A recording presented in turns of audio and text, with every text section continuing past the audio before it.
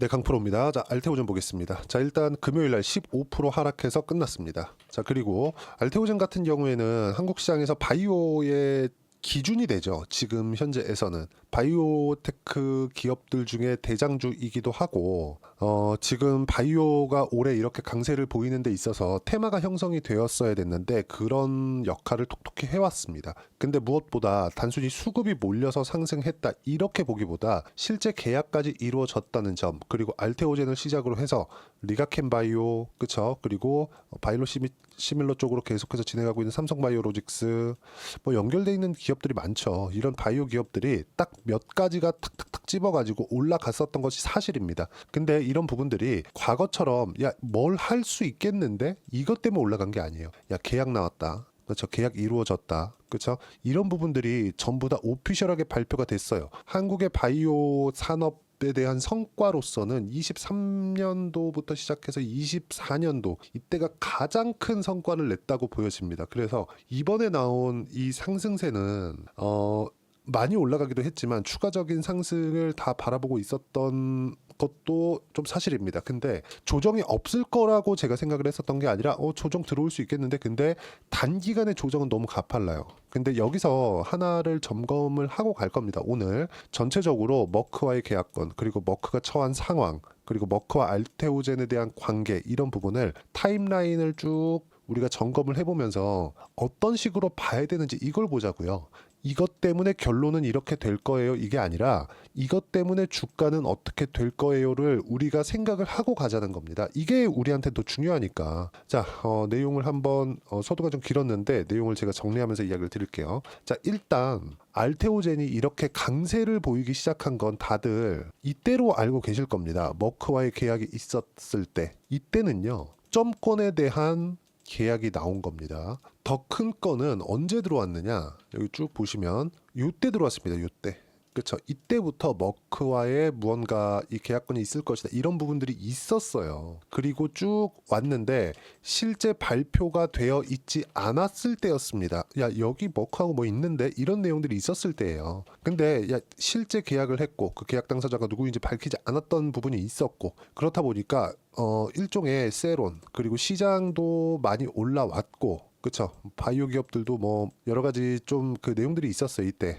그 코로나 당시에 그 단기간에 많이 상승하는 부분이 있었다 보니까 실제 계약 당사자가 누군지 밝혀지지 않았고, 그래서 주가가 쭉 빠진 겁니다. 그쵸. 예전과 같지 않느냐, 이런 부분들이 발생해서요. 근데 쭉 지나오다 보니까, 그쵸, 금리 뭐 인상기 인플레이션 관련된 내용들이 쭉 지나서 23년도가 딱 된 겁니다. 20년 말 그리고 21년 초반까지 바이오 기업들이 강세를 보이다가 거의 한 2년 정도 긴 거예요. 그리고 나서 여기서 23년 9월 달에 신고가를 딱 갑니다. 이때까지만 하더라도 별 내용이 없었어요. 근데 여기서 어떤 부분이 발생했느냐, 과거에 있었던 모멘텀까지 전부 다 반영하는 그런 부분이 발생을 한 겁니다. 여기서 뭐였어요?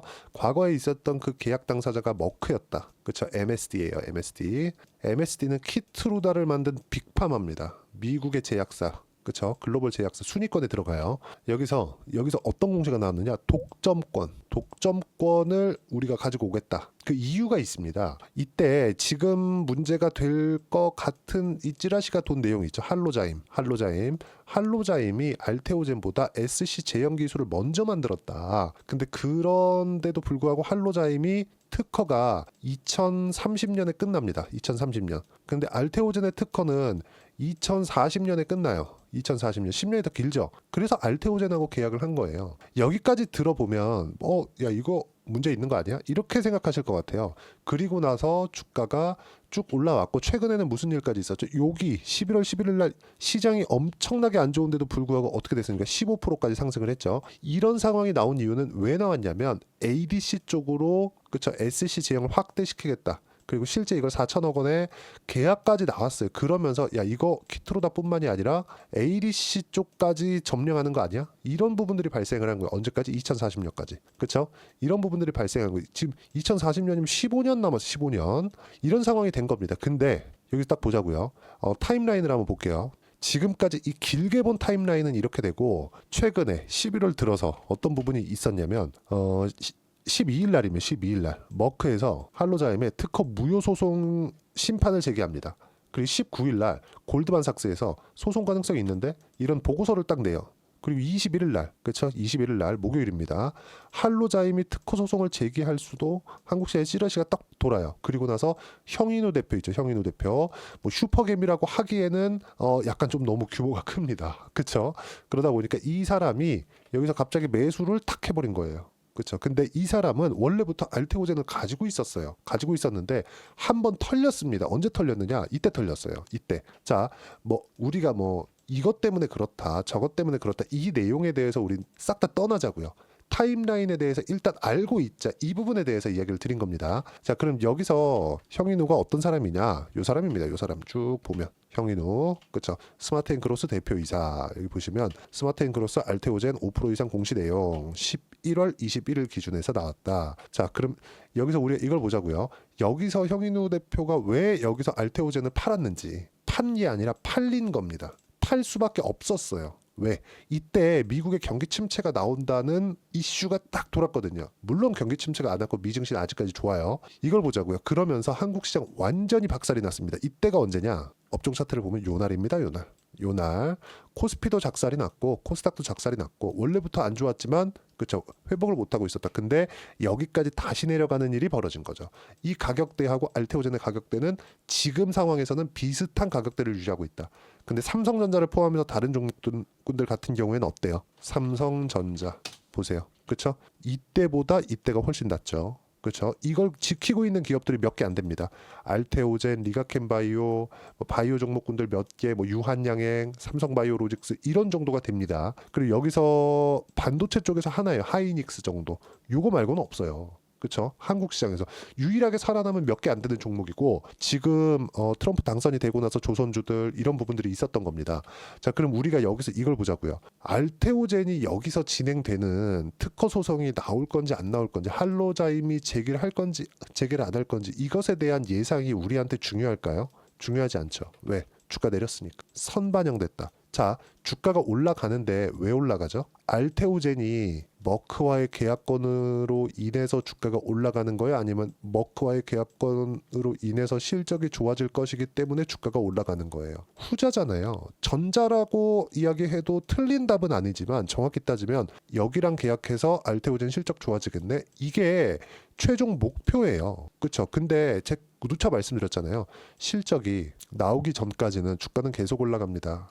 근데 올라가는 과정에서 다른 이슈가 붙으면 여기에 대한 프리미엄도 같이 붙게 될 겁니다. 원래 주가 상승은 그렇게 나옵니다. 그럼 이걸 보자고요. 삼성전자가 왜 이렇게 내렸죠? 성장성이 꺾여서지 돈을 못 벌어서가 아니에요. 삼성전자의 전 사업부 이익이 나오죠. 그 구조가 넘습니다.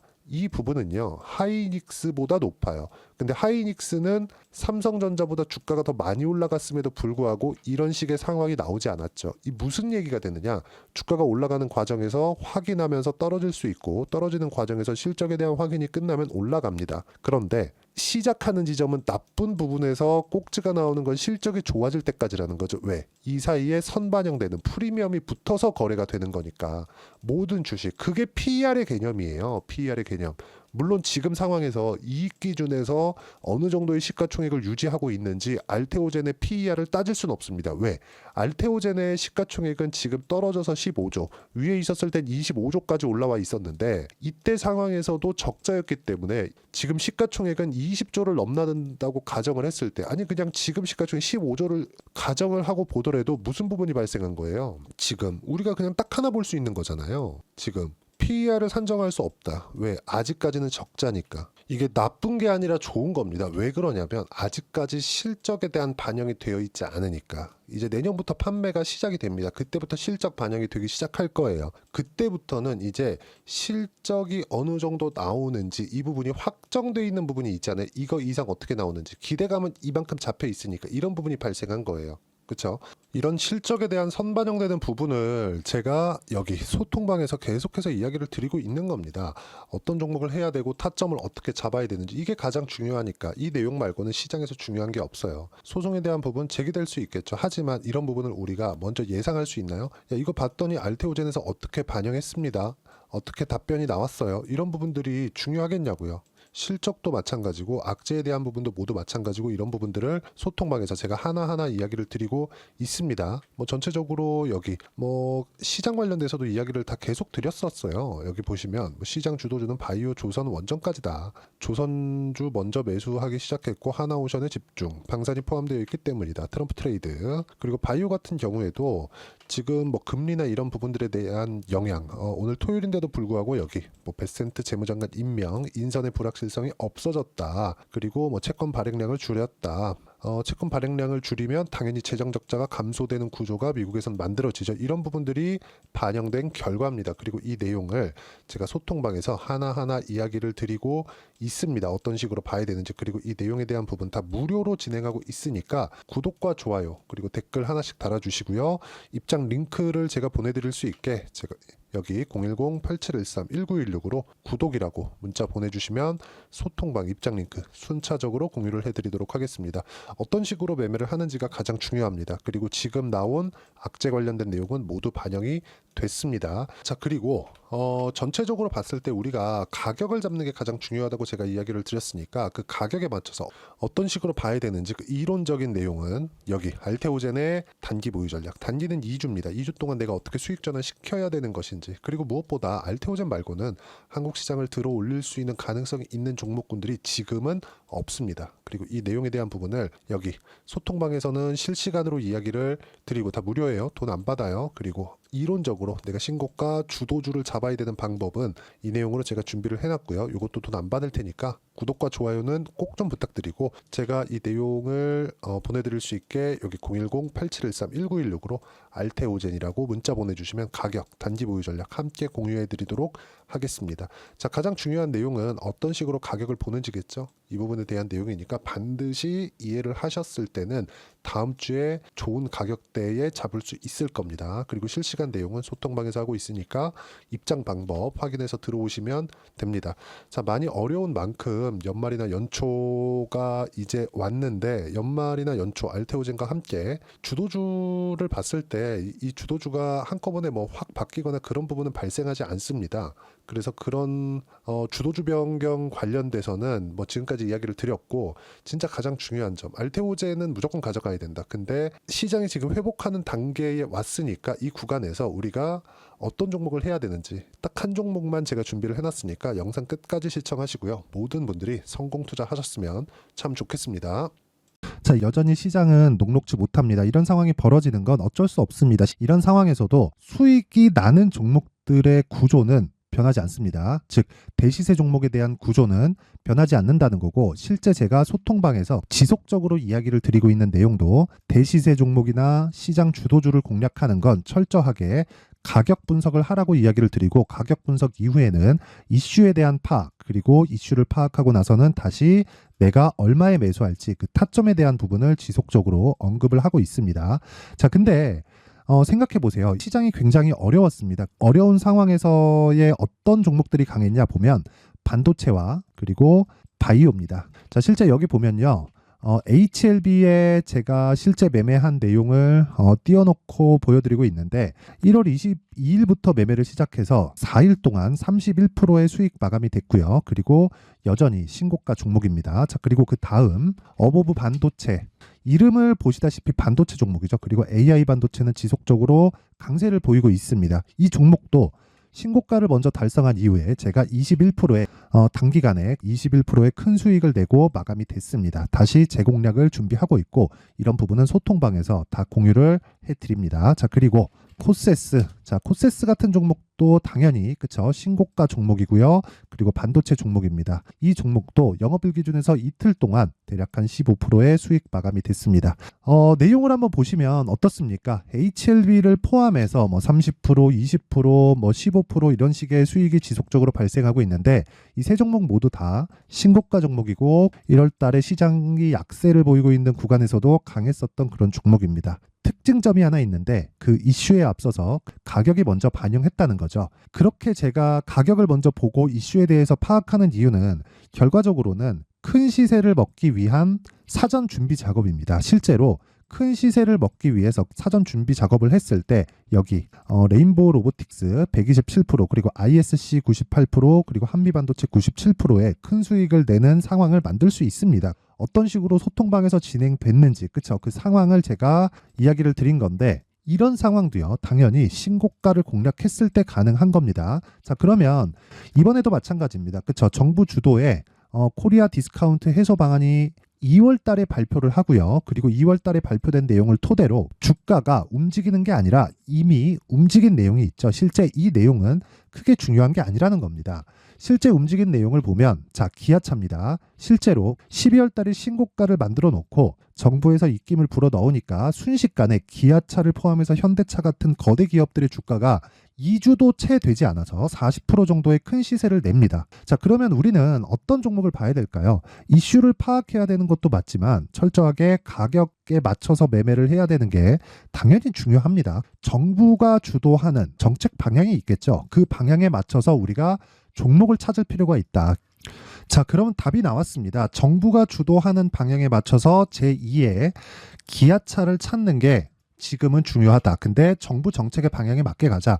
그랬을 때 앞서서 제가 보여드렸었던 내용인 여기 레인보우 로보틱스 127% 그리고 ISC 98% 그리고 한미반도체 97%와 같은 수익을 낼 수 있습니다. 물론 시간에 대한 부분은 최소 2주의 시간이 필요하고요. 그리고 최장 3개월 안에 끝내야 됩니다. 자, 기아차의 시세를 보셨던 것과 같이 2월 달에 정부 정책의 방향이 결정되고요. 바로 3월 달이면 시행입니다. 자, 그러면 우리는 거기에 맞춰서 당연히 종목을 찾아야 되고 제가 제2의 기아차를 찾아놨습니다. 제가 아까 전에 소통방에서 이야기를 드렸었던 내용 다 공개를 해드렸는데 그 내용처럼 종목만 받고 싶다 하시는 분들은요. 상단에 있는 제 전화번호로 대시세, 자, 대시세라고 문자를 보내주시면 정부 정책의 방향에 맞는 종목을 모든 분들에게 무료로 공개를 해드리도록 하겠습니다. 자, 제가 원하는 건 채널 성장이 목적입니다. 자, 그래서 구독과 좋아요 꼭 좀 부탁드리고요. 모든 분들이 정부 정책에 맞는 방향으로 매매를 이어가서 큰 수익 보셨으면 좋겠습니다.